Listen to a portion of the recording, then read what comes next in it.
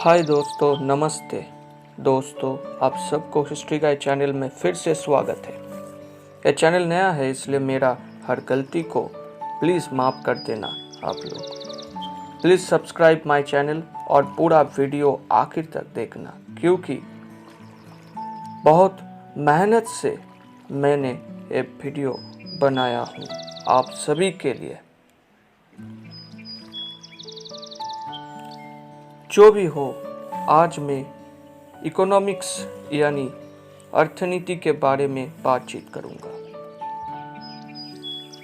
दोस्तों, every discipline starts with the process of defining its. Economics is no exception to this. यानी हर discipline शुरू होता है एक डेफिनेशन के साथ, और इकोनॉमिक्स के लिए भी कोई एक्सेप्शन नहीं है। लेकिन एक यूनिवर्सल डेफिनेशन बनाना इतना भी आसान काम नहीं था, because different economist have seen the discipline with differing perceptions and different point of views. जैसे एडम स्मिथ यानी फादर ऑफ इकोनॉमिक्स, रिकार्डो, मैल्थस,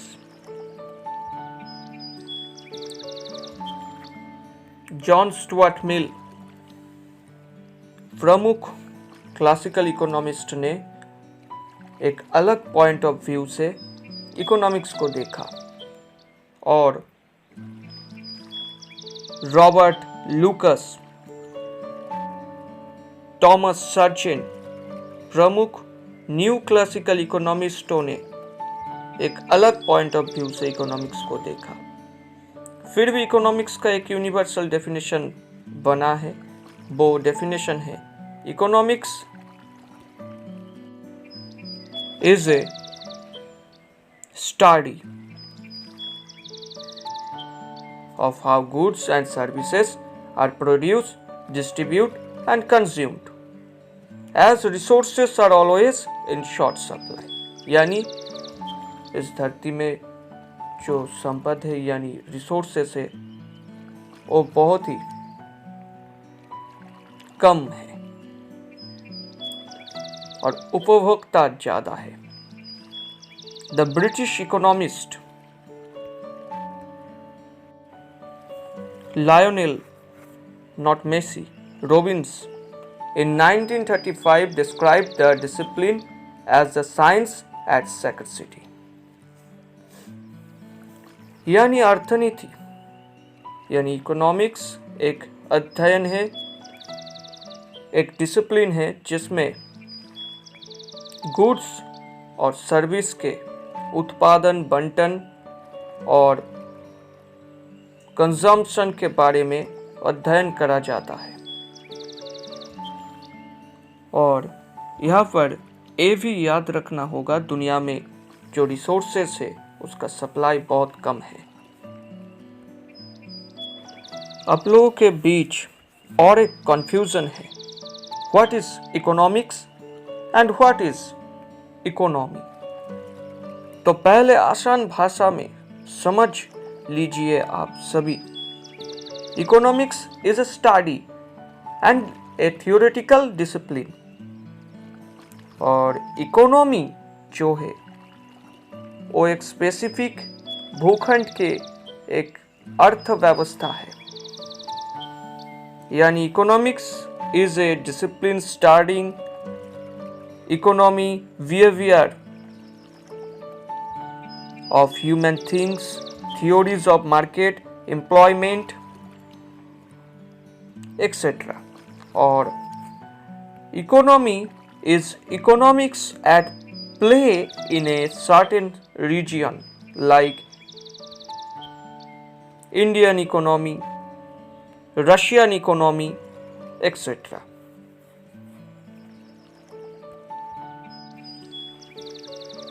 आप लोगों के मन में और एक प्रश्न भी उठ सकती है, what is the real purpose of studying economics. यानी हम इकोनॉमिक्स क्यों पढ़े। ये प्रश्न तो आ ही सकते हैं। तो इसका जवाब में मैं आप सबको बता दूं, दुनिया में रिसोर्सेस के सप्लाई बहुत कम है, इसलिए उस रिसोर्सेस को कैसे सही तरीके से इस्तेमाल करा जाए, कैसे डिस्ट्रीब्यूट करा जाए हर पॉपुलेशन में रिसोर्सेस को, एक देश के इकोनॉमिकल डेवलपमेंट को मेजर यानी परिमाप करने के लिए हम इकोनॉमिक्स पढ़ेंगे। ह्यूमन बीइंग्स के जो अल्टीमेट डेवलपमेंट है उसके लिए हम इकोनॉमिक्स पढ़ेंगे। और भी कारण से हम इकोनॉमिक्स पढ़ेंगे क्योंकि इकोनॉमिक्स एक साइंस है।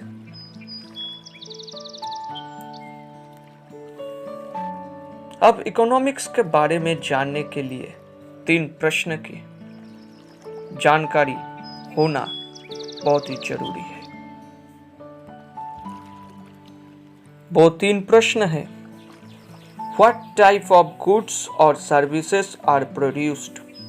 Number 2, How many goods or services are produced? Number 3, The goods or services are produced for whom? यानी किस प्रकार के गुड्स और सर्विसेज प्रोड्यूस करा जाए, यानी वो एसेंशियल गुड्स होगा या लग्जरी गुड्स होगा या बेसिक गुड्स होगा। यानी बेसिक गुड्स यानी जो खाने का सामग्री है, एसेंशियल गुड्स यानी मेडिसिन और medical related goods.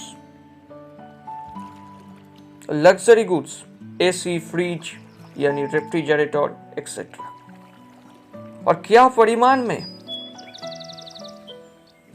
How many, किस परिमाण में प्रोड्यूस करा जाए, यानी डिमांड कैसा है मार्केट में, वो भी रिसर्च करना पड़ेगा। और किस वर्ग के लोगों के लिए इस्तेमाल, किस वर्ग के लोगों के लिए उत्पादन करा जाए, ये भी एक प्रश्न है। वो मिडिल क्लास के लिए तैयार होगा या उच्च वर्ग के लिए या जो निम्न वर्ग है उसके लिए। ये 3 प्रश्न के ऊपर पूरे इकोनॉमिक्स खड़ा हुआ है। अब बात करूंगा चैलेंजेस ऑफ इकोनॉमिक्स के बारे में। क्या क्या चैलेंज इकोनॉमिक्स के सामने आता है। Number 1, resources are always in short supply. Number 2, increasing population. Number 3, endless demand of human beings. Number 4, corruption, etc. और भी कारण है। Resources are always in short, ये तो जानते हैं। हम जो चीज़ इस्तेमाल करते हैं वो एक दिन समाप्त हो जाएगा निश्चित रूप से। एक प्रॉब्लम है तो उसका कुछ अल्टरनेटिव निकालना पड़ेगा। जैसे पहले फ्यूल से करंट तैयार होता था, लेकिन आज उसका अल्टरनेटिव है सोलर सिस्टम से करंट उत्पादन करना। Number 2, increasing population. ये तो निश्चित रूप से एक सबसे बड़ा प्रॉब्लम है क्योंकि संपत्ति से यानी रिसोर्सेस कम है लेकिन पॉपुलेशन यानी कंज्यूमर बहुत ज्यादा है। Number 3, endless demand of human beings. जो ह्यूमन बीइंग्स है उसका जो डिमांड है वो कभी परिसमाप्त यानी एंड नहीं हो सकता। आज एक चीज का डिमांड है, कल और एक चीज का डिमांड होगा। इंसान अलग अलग चीज का कंज्यूम करता है अपने जीवन में। Number 4, corruption. करप्शन से अर्थनीति का बहुत ही नुकसान होता है। But the main challenge of any economy is to fulfil the basic needs of its population. Every population needs to supplied with some goods and services for its survival and well-being.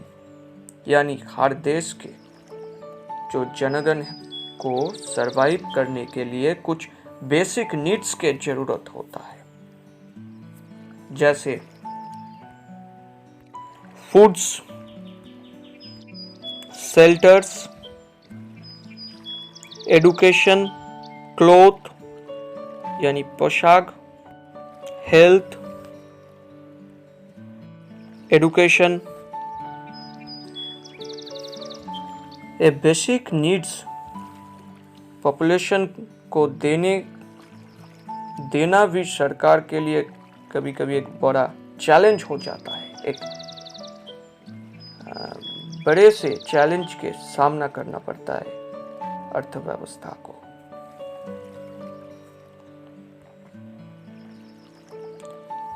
दोस्तों, आज का video यही तक है, क्योंकि economics is a complex subject, इसलिए इसे थोड़ा थोड़ा करके जानना सही होगा। इसके बाद में मैं जो वीडियो ले आऊँगा उसमें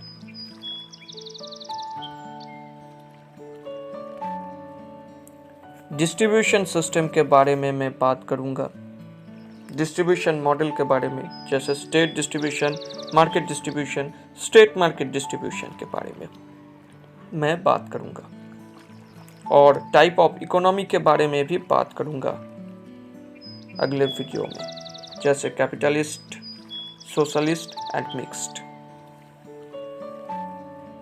और मैं जाने से पहले जरूर सबसे रिक्वेस्ट करूँगा, वीडियो अच्छा लगा तो लाइक, शेयर, कमेंट और सब्सक्राइब जरूर करना, और कमेंट में आप लिखिए आप किस टॉपिक पे वीडियो देखना चाहते हो। विदाई दोस्तों, जय हिंद, वंदे मातरम।